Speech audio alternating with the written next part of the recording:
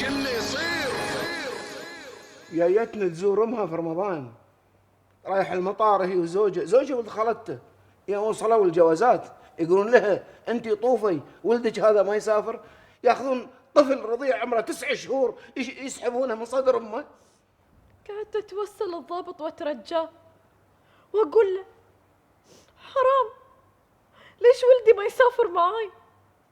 يقول لي انت جوازك قطري وهو ولد مواطن، لازم يرجع ويا ابوه. عسى ما شاف. هذه قطر مو باسرائيل. لو طلبت منك كلمة توجينا حق هالضابط اللي حرمك من ولدك، ايش بتقولي له؟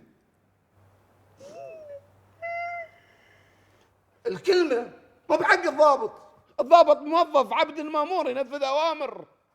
الكلمة حق اللي عطاه أمر يحرم طفل رضيع من صدر أمه ويخليه طول الليل تخورق دموعه تشفق على شوفة ولده.